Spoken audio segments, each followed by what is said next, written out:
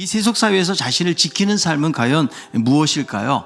야고보사도를 통해서 성도들이 갖는 두 마음에 대해서 이미 말씀한 바 있는데요. 어떤 마음이 두 마음입니까? 하나님과 더불어서 세상을 벗하고자 하는 마음을 말씀하고 있는 것입니다. 자, 그래서 이 두 마음에 대한 처방이 무엇인가 하면 세상에 어설프게 타협을 하거나 선을 긋는 정도가 아니고 주 앞에서 낮추고 하나님께 복종하는 삶을 말씀하고 있습니다.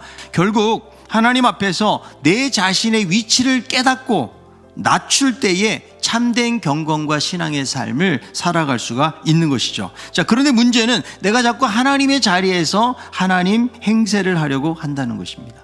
자, 그렇다면 이 본문에서 말하는 하나님처럼 행세하는 것은 무엇인가? 첫 번째, 형제를 비방하고 판단하는 자들이라고 말씀하고 있습니다. 여러분, 이웃을 비방하고 판단하는 이유가 무엇일까요? 잘 들여다보면 우리 안에 있는 교만과 연관이 있다는 거예요. 주 앞에서 자기 자신을 낮추고 겸손한 사람은 다른 사람을 비방하거나 시기하거나 질투하지 않는다는 거죠. 내가 형제를 비판하고 비방하는 자리에 있다는 것은 어느덧 이미 내 마음이 높아져 버려 있는 거죠.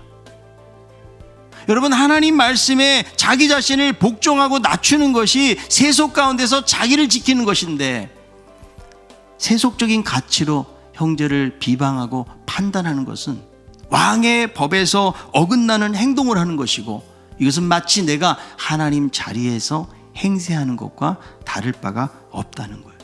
자, 두 번째로는 미래가 자기 손에 달려있다고 믿는 사람들이에요. 오늘 보면 13절에 나오는데요, 우리는 미래를 살면서 미래에 대한 계획을 해야 된다는 거죠. 사업을 시작하고 경력을 쌓고 돈을 벌고 이러는 데 있어서 계획이 필요하다는 거죠. 그런데 오늘 본문에 이 사업가들의 문제는 무엇인가 하면 자신이 계획을 하는데 거기에 하나님이 빠져 있어요.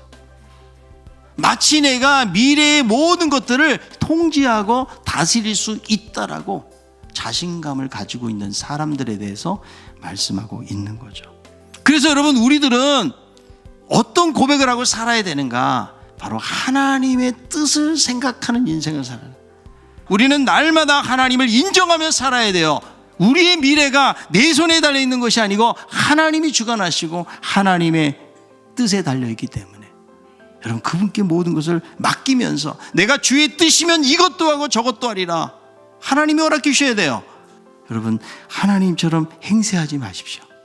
날마다 낮아진 마음으로 하나님의 은혜를 사모하고 우리 언젠간 주님의 심판대 앞에 서게 되리라는 그런 마음을 가지고, 그렇게 보면 그렇게 욕심부릴 것도 없어요.